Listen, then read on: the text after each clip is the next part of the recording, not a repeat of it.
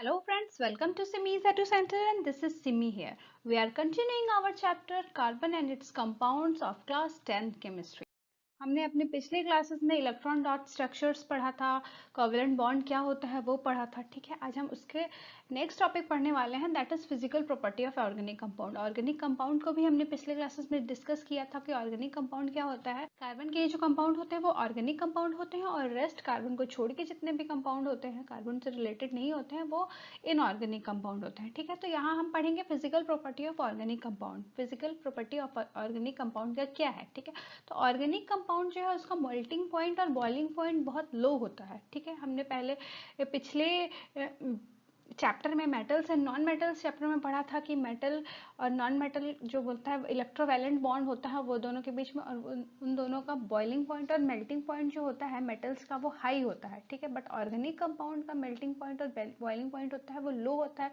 क्यों लो होता है? क्योंकि वो दोनों एक दूसरे इंटर मॉलिक्यूलर अट्रैक्शन जो है वो बहुत लो होता है। That is why weak force of attraction होता है मॉलिक्यूल्स के बीच में, इसलिए मेल्टिंग पॉइंट और बॉइलिंग पॉइंट लो होता है।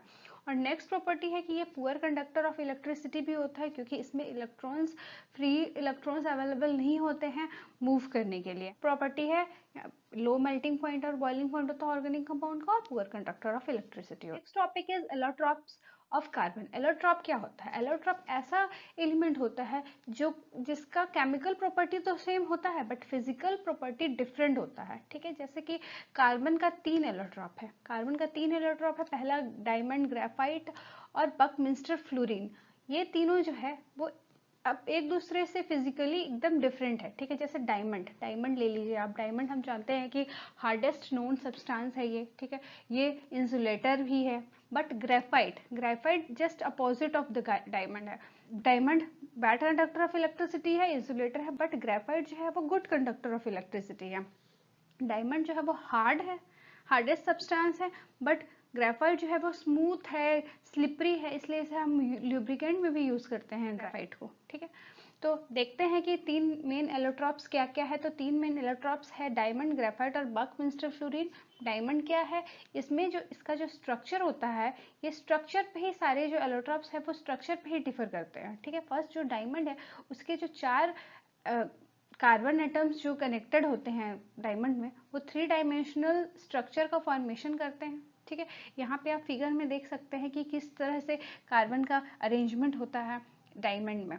ठीक है, यहाँ पे आप देख सकते हैं। ठीक है, और नेक्स्ट ये डायमंड जो है वो कटिंग, ड्रिलिंग, हार्डेस्ट सब्सटेंस है हम जानते हैं, तो इसे हम कटिंग में ड्रिल करने के लिए भी यूज करते हैं, कट में भी यूज करते हैं, और डायमंड ज्वेलरी का भी यूज करते हैं हम डायमंड से। ठीक है, ये हार्डेस्ट नोन सब्सटेंस है और ये इंसुलेटर है। ठीक है, नेक्स्ट इज ग्रेफाइट। ग्रेफाइट क्या है कि इसमें क्या होता है, 3 कार्बन एटम से यहाँ पे जुड़े हैं। ठीक है, और ये लेयर वाइज लेयर्स कनेक्टेड होते हैं। ठीक है, ये फर्स्ट है।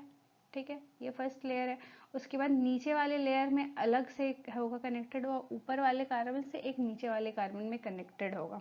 क्या है, 3 का अदर कार्बन से अटैच्ड होता है। ये गुड कंडक्टर है और ये स्लिपरी और स्मूथ होता है, दैट इज वाई ये ल्यूब्रिकेंट के जैसे भी यूज होता है। ठीक है, बकमिंस्टर फ्लोरीन क्या है? बकमिंस्टर फ्लोरीन में 60 कार्बन एटम्स ज्वाइन होते हैं और ये एक फुटबॉल का के शेप में ज्वाइंट रहते हैं। ऐसा एलोट्रॉप है जिसमें कि 60 कार्बन एटम्स जुड़े होते हैं। ठीक है, और ये स्फेरिकल मॉलिक्यूल का ज्वाइन करके स्फेरिकल मॉलिक्यूल, या फिर आप बोल सकते हैं कि फुटबॉल के शेप में वो ज्वाइन होते हैं। ठीक है, ये डार्क सॉलिड होता है रूम टेम्परेचर में। Next is versatile nature of carbon. Carbon का नेचर जो है वो बहुत वर्सेटाइल है। कार्बन के इस वर्सेटाइल नेचर के ही कारण जो ऑर्गेनिक कंपाउंड का जो फॉर्मेशन करता है कार्बन, ये बहुत ही वास्ट हो जाता है।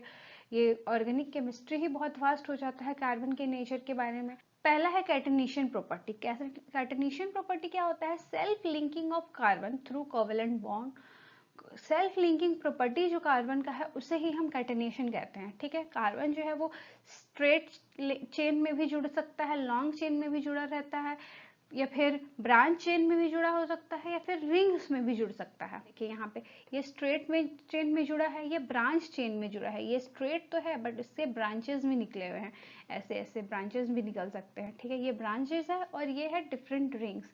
ये मतलब साइक्लिक का फॉर्मेशन भी कर सकता है, ये क्लोज्ड लूप का भी फॉर्मेशन कर सकता है। ठीक है, तो ये जो प्रॉपर्टी है कार्बन का उसे ही कैटेनेशन प्रॉपर्टी बोलते हैं।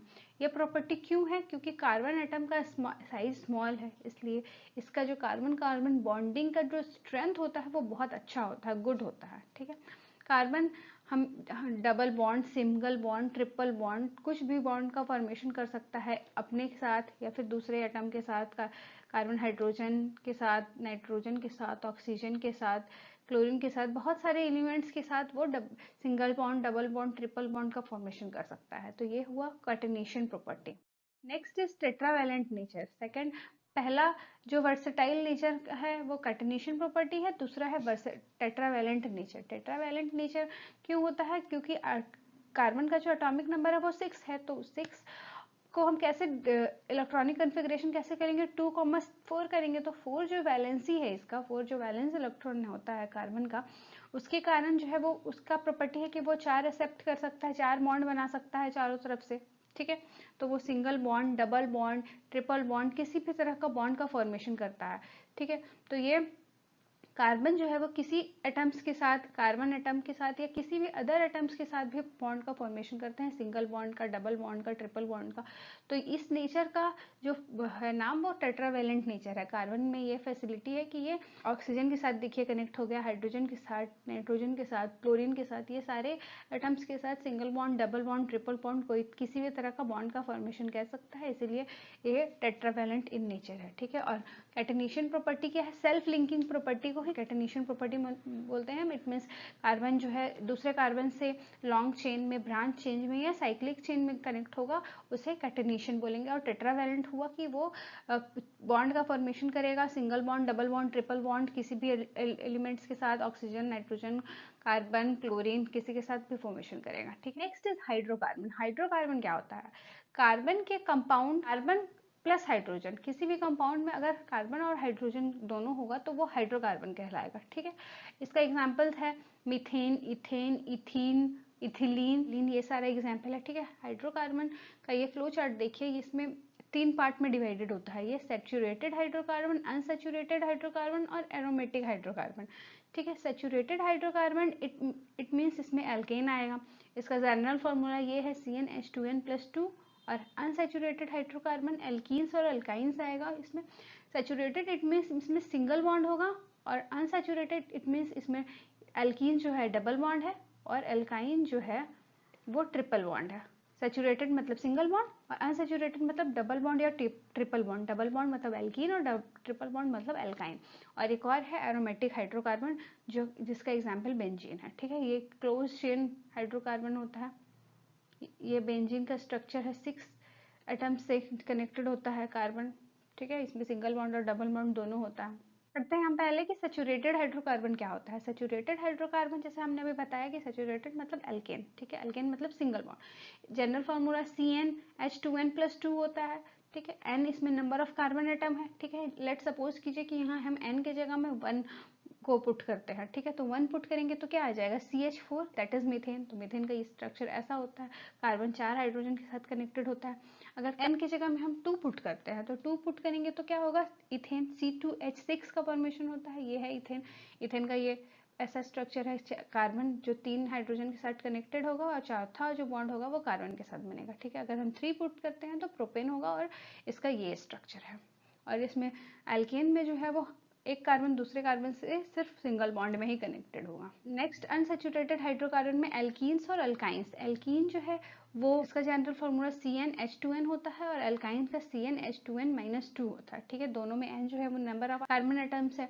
Alkene it means double bond, carbon carbon जो है डबल बॉन्ड से कनेक्टेड होगा, और एल्काइन में कार्बन कार्बन जो है वो ट्रिपल बॉन्ड से कनेक्टेड होगा। ठीक है, यहाँ पर हम अगर CN की जगह में 2 पुट करते हैं तो ये डबल बॉन्ड का फॉर्मेशन हो रहा है। देखिए, कार्बन कार्बन में डबल बॉन्ड होगा तो इसमें हम 1 नहीं पुट कर सकते, इसे हम 2 से ही स्टार्ट करना पड़ेगा। ठीक है, तो क्या हो गया?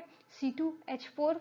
ठीक है, तो ये कार्बन कार्बन डबल बॉन्ड का फॉर्मेशन यहाँ पे हुआ। या फिर प्रोपीन, प्रोपीन में देखिए इसमें कार्बन कार्बन डबल बॉन्ड का फॉर्मेशन हो रहा है। तो ये है इथीन का स्ट्रक्चर और ये है प्रोपेन का स्ट्रक्चर। नेक्स्ट, ट्रिपल बॉन्ड, अगर CnH2n-2 में अगर हम पहले 2 पुट करते हैं तो C2H2 आएगा, तो ये हो गया इथीन। ये 2 कार्बन ट्रिपल बॉन्ड से कनेक्टेड है और एक एक हाइड्रोकार्बन, एक एक हाइड्रोजन बस अटैच है 4 बॉन्डिंग को कंप्लीट करने के लिए, ठीक है। Next is propene. जब हम 3 पुट करेंगे तो प्रोपीन आएगा, इसमें कार्बन कार्बन के बीच में 2 ट्रिपल बॉन्ड है, ठीक है। नेक्स्ट अगर 4 पुट करेंगे तो ब्यूटाइन आएगा, ठीक है। तो इथाइन, प्रोपाइन और ब्यूटाइन जो है वो ट्रिपल बॉन्ड, और इथीन और प्रोपीन जो है वो डबल बॉन्ड।